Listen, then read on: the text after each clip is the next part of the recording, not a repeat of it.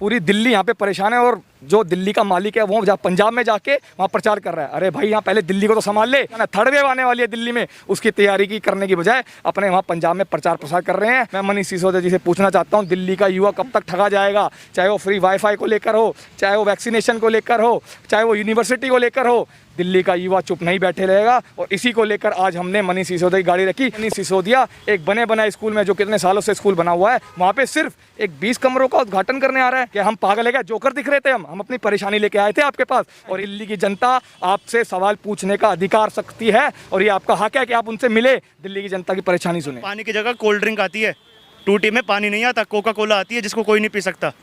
ये स्थिति है दिल्ली में पानी की। अभी हमने देखा होगा, जो अभी वीडियो वायरल हो रही थी कि कैसे एक टैंकर पे 200-200 लोग चढ़ रहे होते हैं कोरोना काल के बीच में। इंसान कोरोना से लड़े, अपने लिए पानी भरे।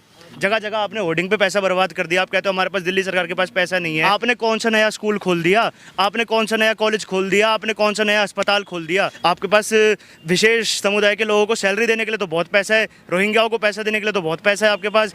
मोदी जी वैक्सीन ला रहे हैं तो अब आप जगह जगह बोर्ड लगवा रहे हैं, वैक्सीन लगवाई क्या, वैक्सीन लगवाई क्या। और उनका IT सेल वहाँ पे ऐड डालता रहेगा कि इन गुंडों ने ये कर दिया, इन्होंने वो कर दिया, इस पे ब्लेम डाल दिया, उस पे ब्लेम डाल दिया। अपना काम नहीं गिनाएंगे आप। उनके कोई सा भी इंस्टाग्राम फेसबुक का पेज खोल के देख लो, ब्लेम गेम के अलावा कुछ नहीं करती उनकी सरकार। हमारी जो फ्री का जो हमारे को सबको तमूड़ा दे रखा था ना, हम वो लेके बैठे हुए थे। पता लगा कि भाई मनीष सिसोदिया यहाँ पर आ रहे हैं, तो हमने उनसे बात करने की कोशिश की, लेकिन क्या है कि हमको लास्ट में मजबूरी में उनकी गाड़ी के आगे आना पड़ा। नमस्कार, मैं उर्स अवस्थी और आप देख रहे हैं ओ न्यूज़ हिंदी।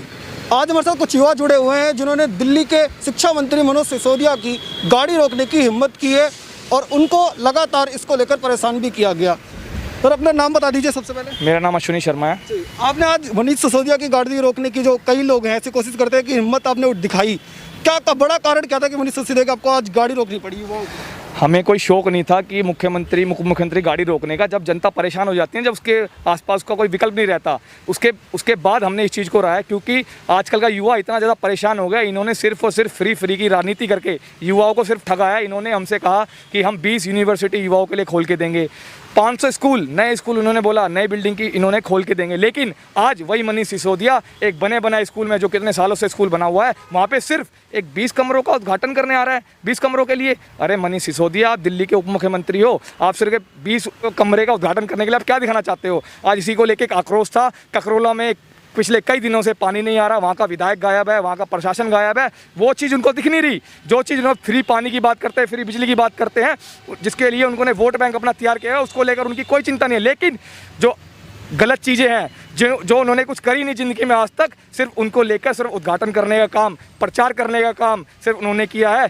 कोरोना काल में इतने युवाओं को, इतने लोगों को ऑक्सीजन के कारण, कोरोना के कारण जान गई, उनके लिए तो उन्होंने कभी संवेदनशील दिखाई नहीं, ग्राउंड पे उनके लिए कभी उतरे नहीं, उनके लिए उन्होंने कुछ किया नहीं। आज भी युवा 18+ वैक्सीनेशन को लेके दर दर भटक रहा है, उनको स्लॉट नहीं मिल रहा। इतनी वैक्सीनेशन आई लेकिन उसमें सिर्फ आधी लग पाई, उसके लिए उनकी कोई चिंता नहीं है। लेकिन उनको सिर्फ और सिर्फ अपनी घटिया राजनीति करना ही है। मैं मनीष सिसोदिया जी से पूछना चाहता हूँ, दिल्ली का युवा कब तक ठगा जाएगा? चाहे वो फ्री वाईफाई को लेकर हो, चाहे वो वैक्सीनेशन को लेकर हो, चाहे वो यूनिवर्सिटी को लेकर हो, दिल्ली का युवा चुप नहीं बैठे रहेगा। और इसी को लेकर आज हमने मनीष सिसोदिया की गाड़ी रखी और हमें उनकी गाड़ी रोकने का कोई शौक नहीं था। हम सिर्फ शांतिपूर्वक उनसे बस ये पूछना चाहते थे कि मनीष सिसोदिया जी, ये हमारी परेशानी है, ये युवाओं को लेकर हमारी दिक्कतें हैं, इनको सोल्व करें। लेकिन अपनी गाड़ी में वो चुपचाप बैठे रहे, वो हमें देखते रहे। AC में आराम से बैठ के शीशा उनसे एक बार नीचे तक भी नहीं किया गया कि मेरे युवाओं से मैं पूछ लूँ, मैं अपने दिल्ली के युवाओं से पूछ लूँ कि आपके युवाओं की दिक्कत क्या है। वैसे तो बड़ी बड़ी बातें करते हैं, युवाओं के लिए हम ये कर देंगे, वो कर देंगे। और जब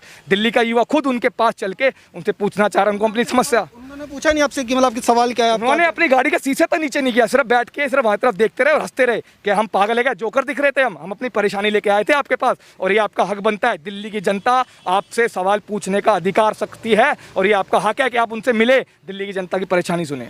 गुजरात के अंदर आपने देखा होगा, लगातार गुजरात के अंदर एक कोई छोटी सी चीज़ भी जारी, क्योंकि वहाँ पे चुनाव उनको वोट बैंक बनाना है, तो लगातार ट्विटर पे केजरीवाल, मुख्यमंत्री, उप मुख्यमंत्री, पूरी सेना लगी हुई है।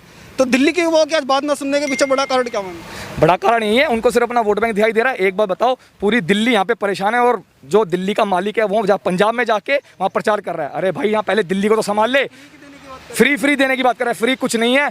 एक बार बताओ, पानी आ नहीं रहा, बिजली आ नहीं रही, फ्री तो ऑटोमेटिक हो गया। ये क्या दे रहे हैं, जब कोई चीज़ आई नहीं फ्री तो ऑटोमेटिक हो जाएगी। इनको सिर्फ और सिर्फ अपनी राजनीति से मतलब है, अपने सिर्फ उल्लू सीधा करने से मतलब है, और कोई मतलब नहीं है। यहाँ दिल्ली की जनता परेशान है, थर्ड वेव आने वाली है दिल्ली में, उसकी तैयारी की करने की बजाय अपने वहाँ पंजाब में प्रचार प्रसार कर रहे हैं।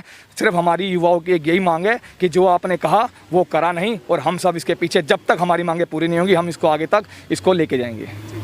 आप भी इसमें शामिल थे, गाड़ी जो रोकी गई बिल्कुल जी, बिल्कुल शामिल थे। बड़ा कारण क्या मानते हैं कि अगर दिल्ली सरकार जो है वो युवाओं की बात नहीं सुनेगी, चीज़ें नहीं जाएगी, तो सरकार किस चीज़ के लिए काम करेगी? ऐसा हम लोग परेशान होने के बाद रोड पर उतरे हैं, क्योंकि ऐसा है हमारी जो फ्री का जो हमारे को सबको तमूड़ा दे रखा था ना, हम वो लेके बैठे हुए थे। और आज हम इतना परेशान होने के बाद हमको पता लगा कि भाई मनीष सिसोदिया यहाँ पर आ रहे हैं, तो हमने उनसे बात करने की कोशिश की। लेकिन क्या है कि हमको लास्ट में मजबूरी में उनकी गाड़ी के आगे आना पड़ा, क्योंकि वो वैसे तो बात, और अच्छा वो उसके बाद रुकने के बाद भी उन्होंने हमसे बात नहीं की कि भाई हम आपसे पूछ लेते हैं कि भाई आपका क्या व्यू है, किस लिए आए हो आप, हमारा रास्ता क्यों रोक रहे हो। लेकिन उन्होंने हमसे बात नहीं की। लेकिन हमने लास्ट में आके हमको उनकी गाड़ी के आगे खड़ा होना पड़ा। फिर उसके बाद कोई कार्रवाई भी आपके लोगों पर किसी को? हाँ हमारे को उन्होंने अरेस्ट किया था, लेकिन वो उन्होंने बाद में हमारे को फ्री कर दिया, ऐसा कुछ नहीं है। हाँ अरेस्ट किया था पुलिस ने। भाई कोई मांग स्पेसिफिक जो दिल्ली के मुख्यमंत्री उप मुख्यमंत्री साहब का? बिल्कुल मांग तो है जी। हमें ना दिल्ली में 11 लाख वैक्सीनेशन की डोसेज आई, अभी तक किसी को वैक्सीन नहीं लग पा रही। इन्होंने वादा किया था कॉलेज खुलवाएंगे, युवाओं के पास कॉलेज नहीं है, बहाना बना के बैठ जाते कि सीटें इसलिए नहीं मिलती कि बाहर के लोग आते हैं दिल्ली में, इस वजह से वो सीटें नहीं। हर चीज़ पे अगर ये इलाज नहीं दे पाते तो जी बाहर के लोग आके इलाज कराते हैं, ये एडमिशन नहीं दे पाते तो जी बाहर के लोग एडमिशन। आपने कौन सा नया स्कूल खोल दिया, आपने कौन सा नया कॉलेज खोल दिया, आपने कौन सा नया अस्पताल खोल दिया? आपको ब्लेम गेम के अलावा करना क्या आता है? जगह आपने होर्डिंग पे पैसा बर्बाद कर दिया। आप कहते हो हमारे पास, दिल्ली सरकार के पास पैसा नहीं है। आपके पास विशेष समुदाय के लोगों को सैलरी देने के लिए तो बहुत पैसा है, रोहिंग्याओं को पैसा देने के लिए तो बहुत पैसा है आपके पास। ये जगह जगह वैक्सीन लगवाई क्या, वैक्सीन लगवाई क्या, वैक्सीन लगवाई क्या, इसको लेकर ये लगवाने के लिए तो बड़ा पैसा है आपके पास। वैक्सीन लगवाई क्या? अरे आपने वैक्सीन लगवाने के लिए वैक्सीन ला कर दी, मोदी जी वैक्सीन ला रहे हैं, तो अब आप जगह जगह बोर्ड लगवा रहे हैं वैक्सीन लगवाई क्या, वैक्सीन लगवाई क्या। ये 20 कमरे का उद्घाटन करने आए थे, एक उप मुख्यमंत्री एक 20 कमरे के ढांचे का उद्घाटन करने आएगा? अरे किसी स्कूल का उद्घाटन करने आए होते, कोई ढंग का काम करने आए होते तो जनता इनका समर्थन भी करती।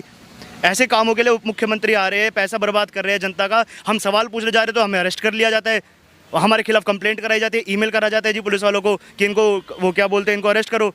हम अब अगर जनता सवाल नहीं पूछे तो कौन सवाल पूछेगा? अब उप मुख्यमंत्री इसके लिए अपने मुख्यमंत्री की राह पर चल रहे हैं, आंखें बंद करके, कान बंद करके और मुंह बंद करके बिल्कुल बैठ जाओ, और उनका आईटी सेल वहाँ पे ऐड डालता रहेगा कि इन गुंडों ने ये कर दिया, इन्होंने वो कर दिया, इस पर ब्लेम डाल दिया, उस पर ब्लेम डाल दिया। अपना काम नहीं गिनाएंगे। आप उनके कोई सा भी इंस्टाग्राम फेसबुक का पेज खोल के देख लो, ब्लेम गेम के अलावा कुछ नहीं करती उनकी सरकार। एक आखिरी में आपसे चाहूँगा कि जो पंजाब के लोग जो हैं और गुजरात के लोग हैं जिनको अब दिल्ली के बाद ठगने की कोशिश की जा रही है, फ्री का लालच दिया जा रहा है, उनके लिए कोई एक संदेश ला? बिल्कुल संदेश। आपने यहाँ पर क्या बोला गया कि 200 यूनिट बिजली है उसमें आपको फ्री दे देंगे। पहली बात तो बिजली आती कितनी है, नहीं आएगी तो जब ऑलरेडी बिजली नहीं आएगी तो बिजली का बिल कम आएगा। आप गुजरात में जाते हो, गुजरात में गला फाड़ फाड़ के चिल्लाते हो जी गुजरात में तो सबसे महंगी बिजली है पूरे देश की, हम फ्री दे देंगे। हार गए चुनाव। पंजाब में जाते हो, पंजाब में जाके फिर आप दोबारा से वो बात बोलते हो कि जी पंजाब में सबसे महंगी दिल्ली है पूरे, वो सबसे महंगी बिजली है पूरे भारत में।